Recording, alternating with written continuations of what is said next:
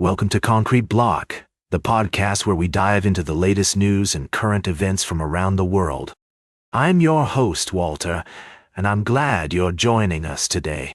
We're starting off with a story that's been making headlines in East Asia, where South Korea has a new president, Jae-myung.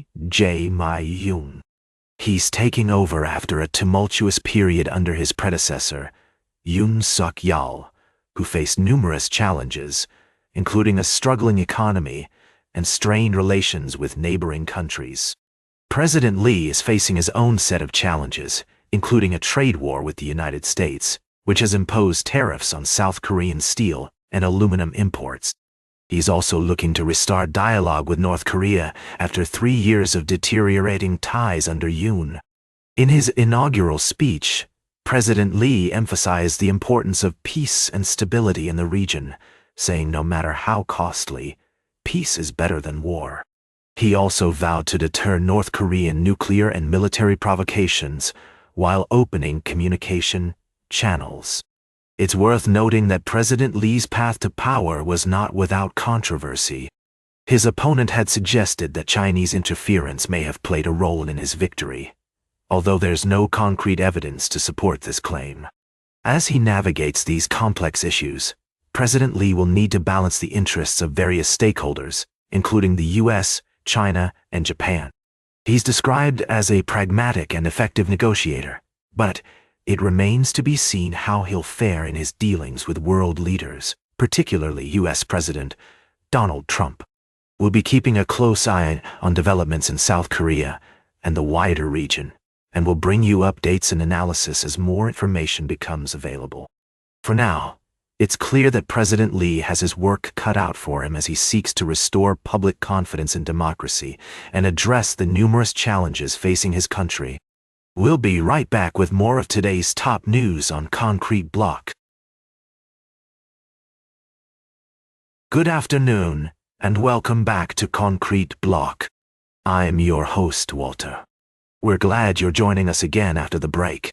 Today, we've been following some significant developments in international news, and now we're going to dive into a story that's unfolding in the Netherlands.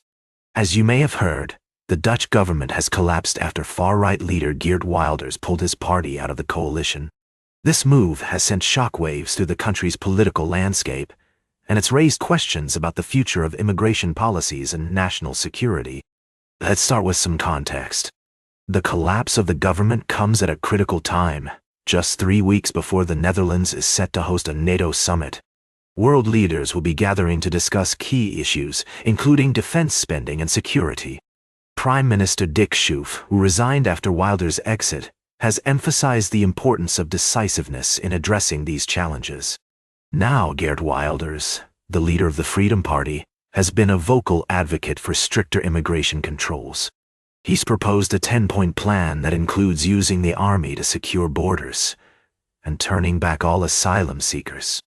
However, his coalition partners have expressed concerns about the feasibility and legality of some of these proposals.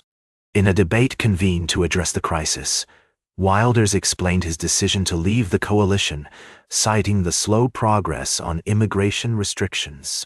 He reiterated his plans to freeze all immigration and aims to become the next prime minister. On the other hand, Frans Timmermans, leader of the left-wing opposition, accused Wilders of causing political disagreement and paralysis. It's essential to note that the collapse of the government has sparked a range of reactions from politicians and experts. Some have criticized Wilders' move as irresponsible, while others see it as an opportunity for the country to re-evaluate its priorities.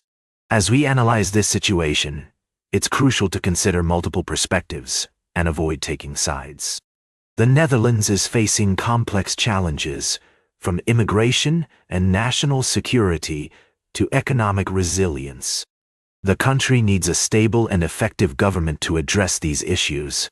We'll continue to monitor developments in the Netherlands and provide updates as more information becomes available. For now, it's clear that the collapse of the government has significant implications for the country's future, and we'll be keeping a close eye on how this story unfolds.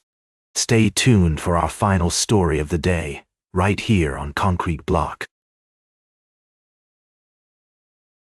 Welcome back to Concrete Block. We've got one final story to dive into before we wrap up today's show. As you may have heard, President Donald Trump recently had a phone call with Russian President Vladimir Putin, and it's got a lot of people talking. According to reports, the two leaders spoke for over an hour about a range of topics, including the recent drone strikes in Ukraine and the ongoing nuclear talks with Iran. Now, I know some of you might be thinking, what's the big deal about these talks? Well, let me break it down for you. The drone strikes in Ukraine have been a major point of contention between Russia and Ukraine, and it seems like Putin is looking to retaliate. Trump said in a social media post that Putin strongly expressed his plans to respond to the attacks, which could potentially escalate the situation even further. On the other hand, the talks with Iran are a critical issue for global security. Trump has been trying to broker a new nuclear deal with Iran, and it looks like Putin might be willing to help out. According to Trump, Putin suggested that he could participate in the discussions and possibly help bring about a rapid conclusion. Now, I want to emphasize that this is a complex situation and there are many different perspectives at play. Some people might see Putin's involvement as a positive development, while others might be more skeptical. As always, we want to provide you with a balanced view of the situation without taking sides or promoting any particular agenda. Our goal is to keep you informed and up to date on the latest developments, so you can make your own decisions and form your own opinions. So, what do you think about these talks between Trump and Putin? Do you think they'll lead to a breakthrough in Ukraine or with Iran? Let us know in the comments. That's all for today's Concrete Block. Remember to like, share, and subscribe. And until next time, stay informed.